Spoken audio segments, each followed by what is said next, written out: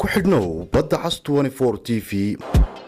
dhacdooyinka qaar waa kuwa wata hirar iyo mowjado xambaarsan murugo iyo dareen wiiqaya qalbiga qofka bilaadanka mar kalena waa kuwa u qaadan waaya ama ka ku noqda badiba aadamaha ha yeeshee qoraalka iyo qadarteele ayaa wax wal oo aadamuhu rumaysan karin suurtagal ka dhigta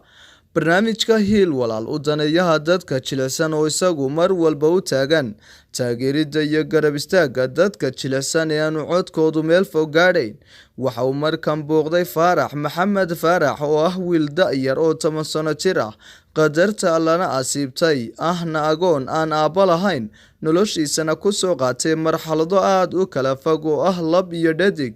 Faarax yare waxa uu ku dhashay isagoo aan lahayn xubinta taranka oo ay dahaaran tahay hooyadii iyo dhammaanba qoyskiisuna waxay u maleeyeen inay gabadhi u dhalatay waxa loo baxshay hani waxaana loo koriyay loona xanaaneeyay sidii gabadh oo kale waxa loo xidhi jiray dreyska ama dharka ay dumarku xidhaan maadaama qoyskiisu ay u maleynayeen gabadh sidoo kale waxa uu lahaa timaha dhaadheer ee haweenka xaafadana waxa uu ahaa gabadh la wada jecel yahay maadaama qoyskaasi ay u badnaayeen wiilal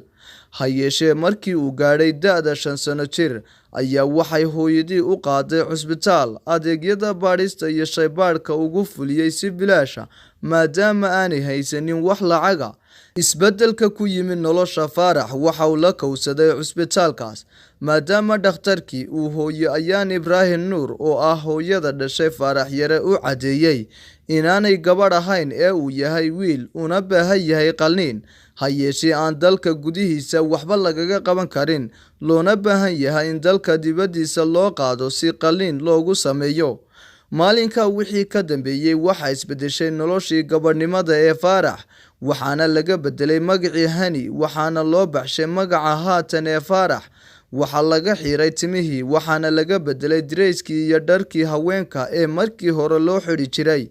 Faarax yare waxa uu naawilayaa in loo qaado dalka dibadiisa laguna sameeyo qalliin guuleysta ha yeeshee waxa hortaagan caqabad hamiga daayartan ka dhigaysa tuhumaaga waana jeeb la'aanta qoyskiisa oo aan iyagu awoodin dhaqaale ay ku geeyaan dhakhtar dalka dibadiisa ah ha yeeshee Faarax yare waa daayar Soomaaliyeed oo hiil iyo gacan qabasho uga baahan muxsiniinta Soomaaliyeed ee ku sugan daafaha dunida waatan hooyo ayaan Ibraahim Nuur Wacays oo ka waramaysa xaaladda wiilkeeda caqabadihii isbeddelka ee ku yimi waxayna rajo buuxda oo hooyanimo ka qabtaa inay mar uun geyso dhakhtar dibadeed si ay u hagaajiso mustaqbalka wiilkeeda yar المهني أنا قلت الرحلة بنا تقولون يلا نقولنا إن نتكلم في عسكري وسومالنا هذه هو أقونا ولتي عسكري فرنت تشوفي فرنت مرقوقين دينا بربع وصلنا وصوح إينا كم كان إينا كتير فرنتين وحبون كيه لا مع مشاعر ومهي لا مكذيا كبعد ما كنت عاكي مسكانة هي كنا وش قيسري تولي هي ولسه حاجة بيشتري حاجة بيه أنا حاجة بحب إسلام مرتي يسوي تينا ما بدنا ما نقول بلا إنا كلها بيشتري قبل إحنا بس لازم كمان سياق إنا كلها ويدات إنا كلها ويدات والله إنه ويقول هاي وين مساعدته سديد بعد ما في سنة سنة حمالة سنة بدك غير هذا ما كان لسه حاجة بحسلام بعيشة إن ما هني حركها إن ما حركة حركة كينة هذا أين حبلوا لهاي لكن نمدوا لهاي أضوان قادم الله على الاختلاف من هالبنات اللي يحبيهم قادم العاب كمبيوتر بلاش بيقول هي واخترت بلاش بيقول هي ويعيش غير ما هنا أنا سلمان لأنا بدي قبل كرتين كذا نتقابلين سيدي ما وصل عيش لي حياتي marka muu ku kala caday inaan iyo wiil iyo gabar ku yahay waa inaan kaliya biyo computer zeebi waa nin buu ku yahay waa inaan biyo dharka ka bedeli waa runtiina ma ka bedeli kahor intaan dhakhtarka keenin inaan ka bulshada waxa faafaahin uga siisaa inaan hanbad u seetay dharka xiran jiray kritiimihiisa oo kale balse hay dharka bilaan jiray ilmo yar aad u qurux badan baa oo dheelale dadka waxa oran jiray hana inaan ka horeeyo han baa iyadana hanaad oran jiray hana ka oran jiray ka bacdi markii dibeen ogaaday in ilmahani uu naaga hay ilaa cadeeyo inay yahay magacaanu ma bixinay anu 14 inta ma cilmi wada ugu guulaysan وليو قادوا يكون ها وجه علوم الله يغير يغا يودادده way qoraan saaray ka bacdeen meestan bali gurma baxa inaan mahadsantaa hablahan aad baan u jeclaa hablaha iyaga بعدين كي دكتور في الموضوع البحي هو يدينا ويدعس درك ولا جبدلي ما جي ولا جبدلي إني ولا المقضي ولا ربع الله معي وحي بصوا مري ويصير حقلت سويسيني على نيك الليلة سيكون عافمات كي بصوا مري ويا عدل وقصة شيء ما قادر تقشي إني على بقرة يجيبين دي صوري قاعي في الحوار قمعنا حبيني قمع بعد كسيدي ما ندرس في المعلم خلاص أنا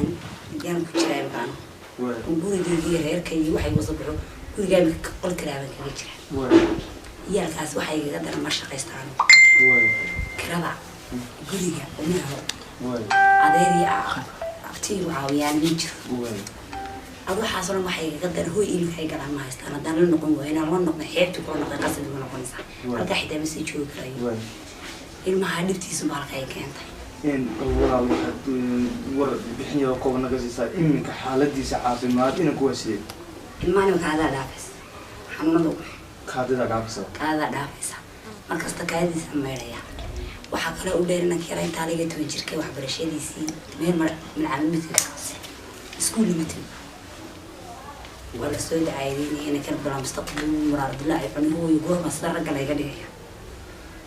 أي ما كستوي مكان هذا ويدسي ورستو بقولنا نك كستوي مدينة كستوي مدة تريس قاوي إحنا قاعد يوم حقوق كمان يسقاويني يعني إنسان الرجال ولا قد جاء walow aanay haynin wax adduuna nolosha carruurteeda oo sideedan ay la dhacdhacayso haddana rajadeedu waa meel waxayna ummadda muxsiniinta ee Soomaaliyeed ka codsanaysaa inay soo caawiyaan maadaama lagu jiro bishii barakada iyo khayrka badneyd ee Ramadaan كم دحين كعطسانيا وليد الميرج وحي وحداي يمحي أربعة وحي وقلالا المحاسين وقلين كيسو فدودي هاي خرج لون بهاي أنا مو هاي أنت اللي قاعد إن شاء الله ولا لا صعب